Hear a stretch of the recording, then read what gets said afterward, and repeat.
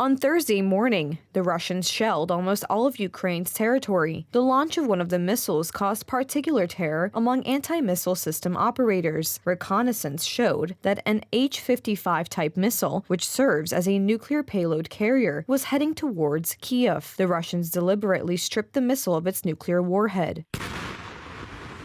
Russia seems to be running out of missiles. Surely international pressure will prevent Russia from escalating the conflict in Ukraine over nuclear weapons.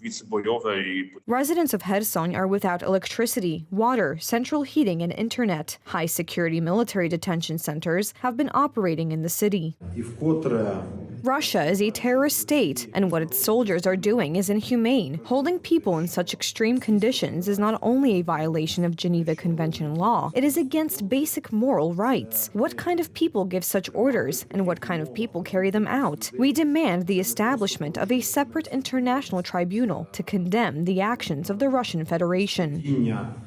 The explosion of the missile in Przewodów shocked international public opinion and received a strong reaction from world leaders. Former Bundestag President Wolfgang Schäuble admitted that the harbinger of Russian imperialism could be seen as early as 2008. President Lech Kaczynski, after the 2008 invasion of Georgia, warned first Georgia, then Ukraine, then Moldova, and then the Baltic states and Poland. He was right. As interior minister, I believed I could work with my Russian counterpart to combat Islamic terrorism. I should have recognized that the real goal of the Second Chechen War was not to fight terrorism, but a completely different political goal. From today's perspective, this seems obvious. The 68th session of the NATO Parliamentary Assembly has begun in Madrid. The Polish delegation emphasizes a clear political signal should be given to the governments of NATO member countries. Delays in the delivery of state-of-the-art equipment, enabling the precise defense of Ukrainian territory, have negative consequences for our neighbor. The issue of Russian aggression against Ukraine and those crimes that the Russians are committing in Ukraine and the bombing of civilian facilities is of course going to be the main topic of the Parliamentary Assembly of the North Atlantic Alliance. There will probably be resolutions adopted on this issue by representatives of the parliamentary delegation. It is necessary to help the Ukrainians also in the alliance member states. It is necessary to supply Ukraine with as many state-of-the-art weapons as possible so that this war ends as soon as possible.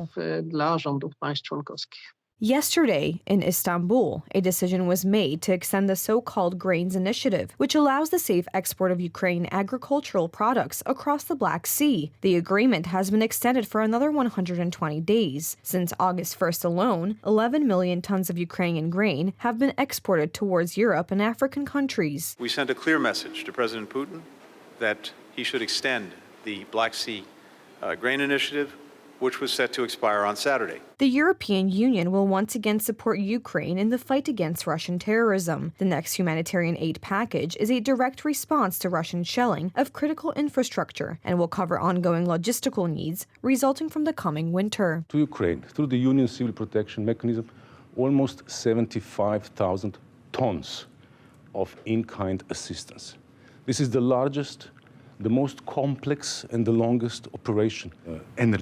Energy-related assistance, like generators, repair kits for the electricity grids, transformers, substations, and all these very technical items that Ukraine needs in order to repair. President Volodymyr Zelensky interprets the diplomatic actions of Kyiv's Western partners as isolation of Russia on the international stage. During a speech to participants at the G20 summit in Bali, he deliberately referred to the deliberating group as the G19. The statement referred to the failure to extend an invitation to President Vladimir Putin to attend the summit.